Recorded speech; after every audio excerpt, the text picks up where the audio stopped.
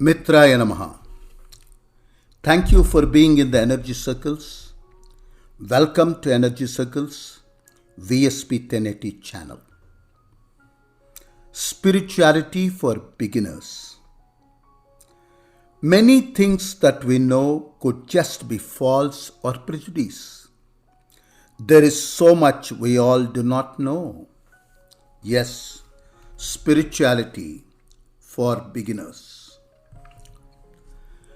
I am pretty sure that each one of you must be knowing several amazing things which I do not know. Similarly, I must be knowing at least few things which you may not know. Things which we had known few decades ago have proven to be false, and few have just vanished. Except change, nothing is permanent. Hence, we should always be in the learning mode. We can upgrade our knowledge constantly, but remember the basic truth. Do not jump to any conclusions without knowing it more. Today's newspaper is tomorrow's waste paper.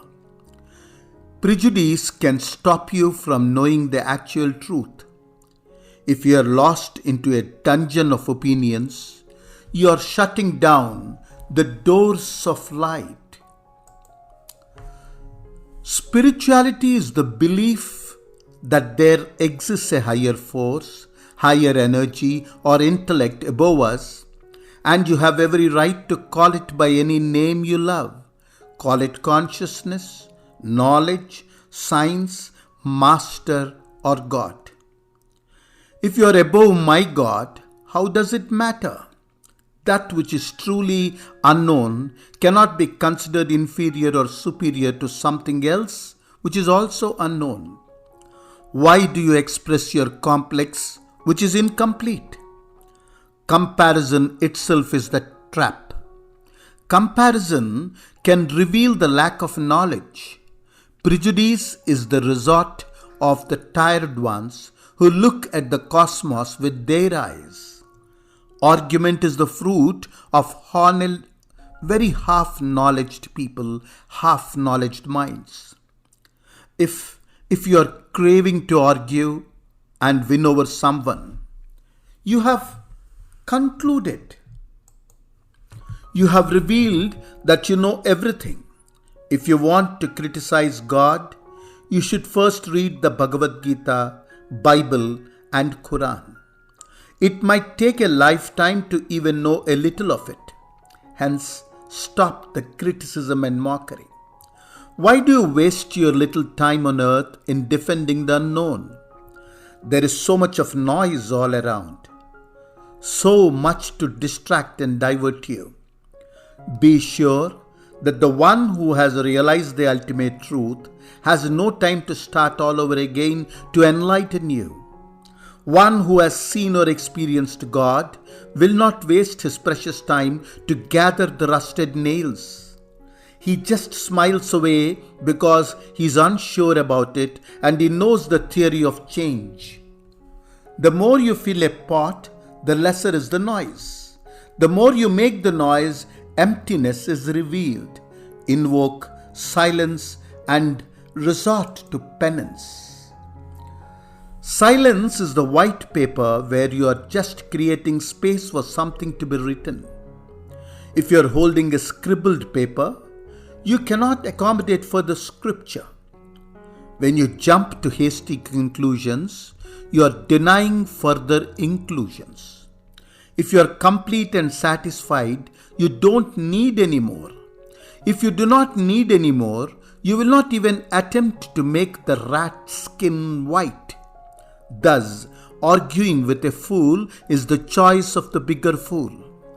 There are many who either know that they are complete or that they have little time to reach the completeness.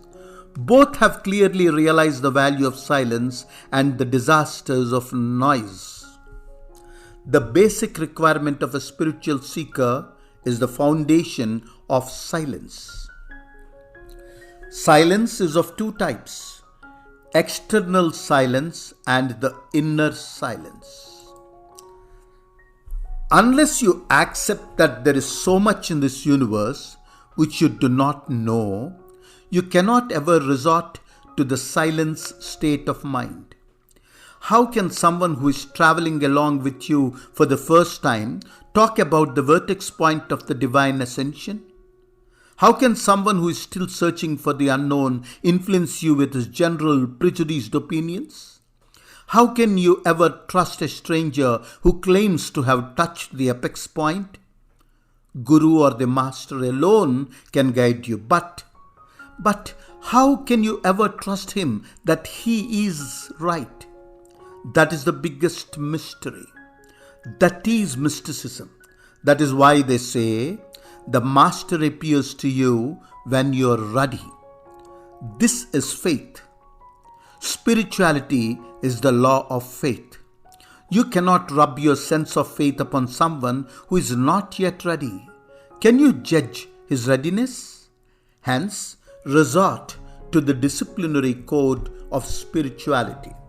Religion too could be a trap that stops your growth.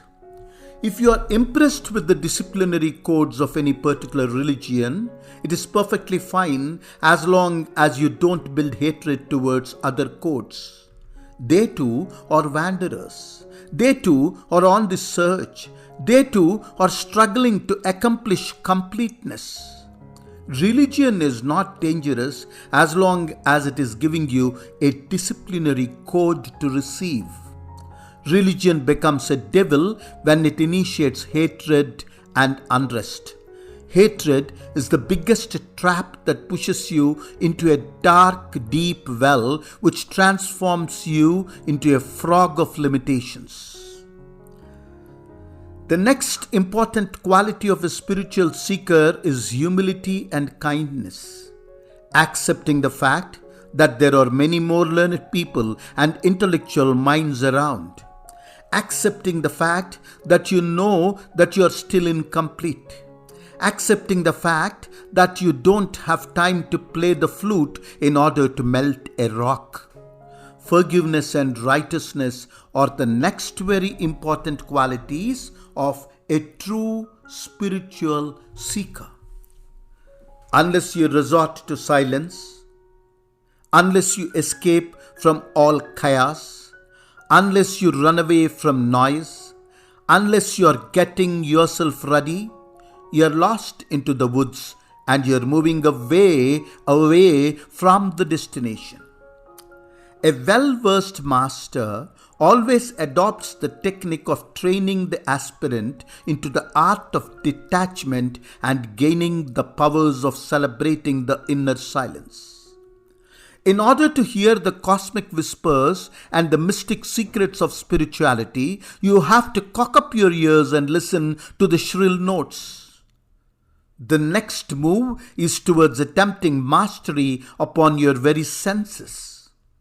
There are several methodologies of practicing control over the five senses: the sight, smell, taste, hearing, and touch. Do not be drawn towards the illusions of everything you see, smell, taste, hear, or touch. These pleasures are quite deceptive and distractive. Slowly withdraw from these temptations. Gradually, step by step, restrict the games of the sense organs through the disciplinary codes of Ashtanga Yoga Sutras as revealed by Patanjali Yogi. It is yogic, not religious at all. They are simple but not so easy unless you begin to. The Ashtanga Yoga is to integrate all the 8 limbs of yoga: yama, morality and the disciplinary codes; niyama, self-discipline; asana, the posture; pranayama, systematized breath patterns; pratyahara, withdrawal from the attractions of 5 senses; dharana, concentration; dhyana, meditation; and samadhi, oneness with the self. One of the best ways to inculcate spirituality is to keep a watch upon your own thoughts and words. The gratitude feeling builds a tranquil mind.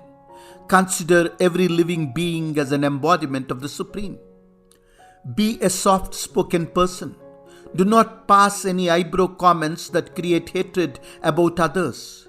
Do not insult or belittle other practices and beliefs. Show your love, devotion, and respect to your parents, teachers, preceptors, and elderly people.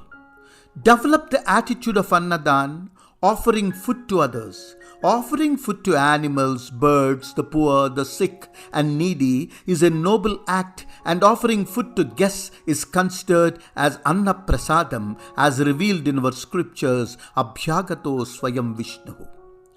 When you enjoy doing this act of winning the happy hearts, you develop spiritual qualities. Reading books, chanting mantras, visiting temples and holy places too can develop spirituality gradually. You will then be guided to the higher levels of spirituality. That's all spirituality for the beginners. Mitraaya namaha. Aditya Sakshi Sampurna Raksha.